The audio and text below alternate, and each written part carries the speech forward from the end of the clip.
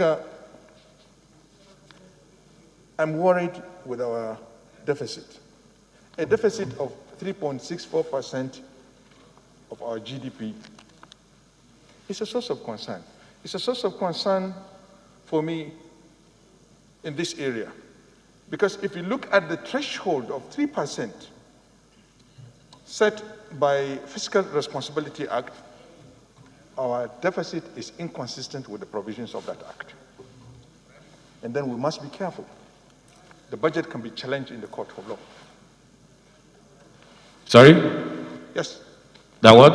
The 3% threshold set by Fiscal Responsibility Act is the deficit. It's at variance. Yes, it's at variance. So we must look at that. We must be careful about that when we come to deal with this issue. You said it might be challenged? Yes, sir. But I asked this question yesterday, that doesn't the Fiscal Responsibility Act allow a variance by the National Assembly? We want to see the variance, sir. Yeah. So that it will be the output here that will determine, and I think we are empowered by the Fiscal Responsibility Act to do that. It's something of concern, and it's something that we should... Oh, absolutely, yes.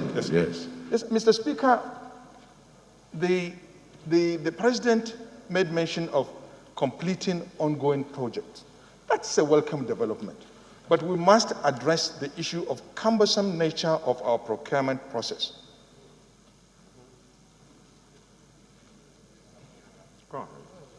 Mr. Speaker, continue here.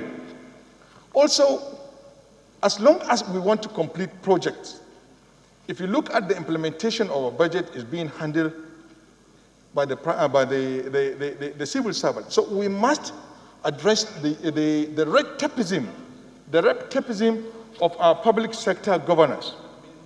The level of recidivism in our public sector governance is a very serious hindrance in completing projects in this country. So year in, year out, we have this preponderance of ongoing project because of the cumbersome nature and the way our public sector governance is structured. We must also address that so long as government wants to achieve a 12-year calendar budget cycle. Mr. Speaker, the budget must invest in our manpower. Why do I say so? If we do not invest in our manpower, we cannot be competitive. Look at China today. Where was China 25 years back? But they have realized they have the manpower, they have to invest in it, and they have invested in it. Today, China is competitive in the world. So we must take that advantage of investing in our manpower.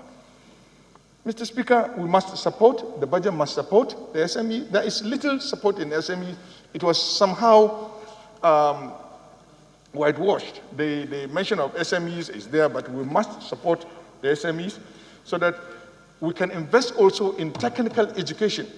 Technical education is the key to go, is the key to break through, is the key to become competitive in the world today. Mr. Speaker, we're talking about financing our deficit. We must look at the area of revenue remittance from our MDAs. It is an important factor that can help us ease off some of these borrowings that we traditionally engage in financing our budgets. The issue of railway development is a welcome idea. It will help encourage regional trade, it will open some access, and also it will improve the lifespan of our roads because a lot of big haulage vehicles will be off the roads and then will use the railway. I support Mr. President, and it's a welcome development the way they are going to open up some of the corridors that will connect most of the regions with railway development. Mr. Speaker, the President said they are going to finance the budget with proceeds from privatizations. Which enterprises do we have that we are going to privatize? Is the climate for privatization available? with the COVID and so many other things, are we sure we'll get that investment?